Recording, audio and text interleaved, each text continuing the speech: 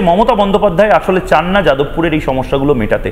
কেন বলছি? অভিজিৎ বাবু যে সময় উপাচার্য ছিলেন সেই সময় ঠিক কি কি ডিরেক্টিভ ছিল, অর্থাৎ হাইকোর্টের থেকে নির্দেশগুলো কি কি ছিল, আমি ফুল ফ্রেমে একবার দেখানোর জন্য বলবো। বিশ্ববিদ্যালয় ক্যাম্পাসে প্রয়োজনীয় প্রবেশদ্বারগুলিতে একটি পুলিশ ফাঁড়ি স্থাপন করা হবে। 2 নম্বর ছিল বিশ্ববিদ্যালয় ক্যাম্পাসে প্রবেশ শুধুমাত্র পরিচয়পত্রধারীদের জন্য সীমাবদ্ধ থাকবে, অর্থাৎ আইডি কার্ড যার কাছে আছে তার প্রবেশ ক্যাম্পাসে থাকবে। ক্যাম্পাসের ছাত্র শিক্ষক কর্মীদের জন্য আই কার্ড থাকবে।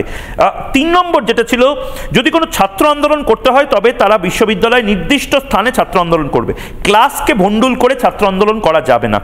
4 নম্বর ছিল, যদি কোনো বহিরাগত বিশ্ববিদ্যালয় পরিদর্শন করতে আসতেই পারে, আমাদের রিপাবলিকের অফিসেও অনেকে আছেন যারা দেখতে আসেন, সেরকম যাদবপুর বিশ্ববিদ্যালয়ে দেখতেই পারেন, কিন্তু একটা ডেস্ক থাকবে যেখান থেকে নির্দিষ্টভাবে এই কাজগুলো পরিচালন করা হবে এবং তাদেরকে একটা ডে পাস ইস্যু করা হবে।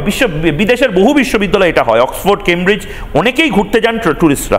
এবং 5 নম্বর যেটা, প্রয়োজনে পরিস্থিতি নিয়ন্ত্রণে পুলিশ কর্মী মোতায়েনের নির্দেশ। যখনই কোনো ল অ্যান্ড অর্ডার সিচুয়েশনের মতন হবে পুলিশ ডিরেক্টলি চলে আসবে।